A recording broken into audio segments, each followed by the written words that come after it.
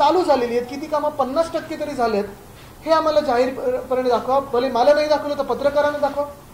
दुसरी गोष्ट म्हणजे ज्यांना ज्यांना पेनल्टी मारली होती मागच्या वर्षी त्यांच्याकडून किती लोकांकडून पेनल्टी घेतलेली आहे आणि किती घेतलेली आहे.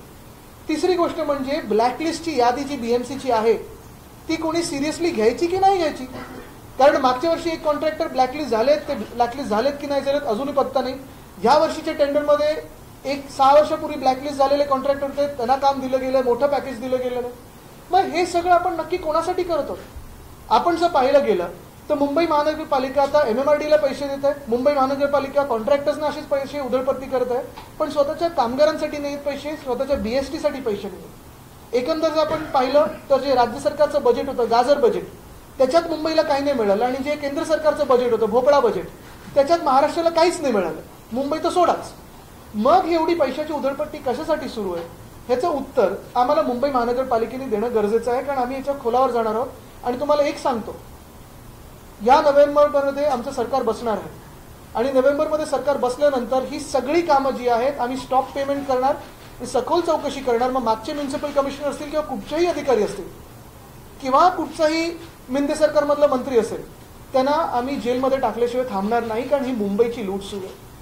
पण एका बाजूला मुंबईची ही लूट सुरू असताना दुसऱ्या बाजूला रस्त्याच्याच माध्यमातून महाराष्ट्राची तर लूट अफाट सुरू आहे. आपण पाहत असाल मध्यंतरी अजून एक विषय आला होता, तो म्हणजे नॅशनल हायवे अथॉरिटी ऑफ इंडियाचा. साधारणपणे आपल्याला आठवत असेल, या फोटोवर मी आक्षेप घेतलेला आणि ते पेपरमध्ये पण आलेलं होतं. हे कॉन्ट्रॅक्टर कुठेही दिसत नाहीये, पण पोलीस खड्डे भरायला लावले. म्हणजे कॉन्ट्रॅक्टरांची मजा चालू आहे. पाऊस पडला की जातील दुबई, सिंगापूर, कुठे त्यांना जायचं तिथे, पण पोलिसांना खड्डे भरायला लावतात. National highway authority of India. एरवी आपण पाहत असतो, आम्हाला मोठं मोठं YouTube पॉडकास्टवर वगैरे ऐकायला येतं की आम्ही 2 मिनिटात एवढे किलोमीटर बनवतो, चंद्रापर्यंत रस्ते बनवणार, पाण्यातून रस्ते बनवणार, अमुक करणार तमुक करणार. मुद्दा असा आहे, मुंबई गोवा महामार्ग असेल, मुंबई नाशिक महामार्ग असेल, मुंबई अहमदाबाद महामार्ग असेल, हे तिन्ही रस्ते national highway authority of India म्हणजे केंद्र सरकारच्या अखत्यारीतले आहेत. एवढा महाराष्ट्र द्वेष कशासाठी आहे. मागच्या वेळी देखील आमच्या चाकरमान्याने हा विषय काढला होता की गणपतीसाठी आम्ही जेव्हा गावी जातो, कोकणात जातो, तेव्हा खड्डेच खड्डेत, रस्ता दिसत नाहीये. आम्हाला सांगितलं होतं की हे खड्डे आता डिसेंबरपर्यंत जातील आणि चांगला रस्ता बनेल. पुन्हा एकदा 8 महिने होऊन गेलेले, जुलै आलेल्या, पुढचे गणपती आलेले आहेत, पण खड्डे भरले गेलेले नाहीत.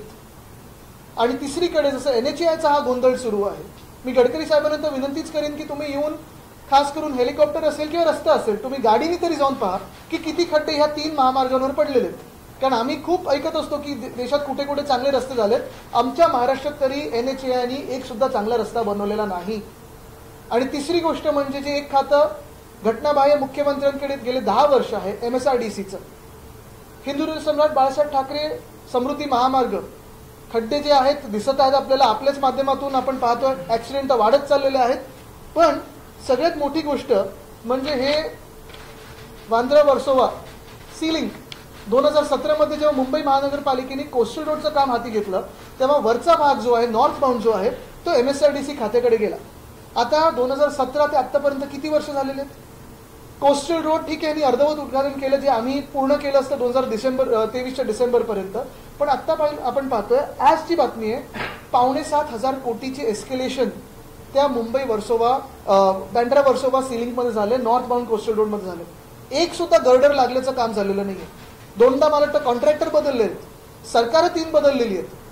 खातं मिंदे सरकारकडेच राहिलेलं आहे, घटनाबाह्य मुख्यमंत्र्यांकडेच राहिलेलं आहे. आणि एक वैशिष्ट्य असं आहे घटनाबाह्य मुख्यमंत्र्यांचं की त्यांच्या खात्यात जिथे जिथे मग रस्त्याची कामं असतील, महानगरपालिकेची कामं असतील, कुठचंही काम असेल, काम हो किंवा नको होते, एस्केलेशन 100% होतं आणि त्यांच्याच आवडत्या मित्रांना हो मिळतं.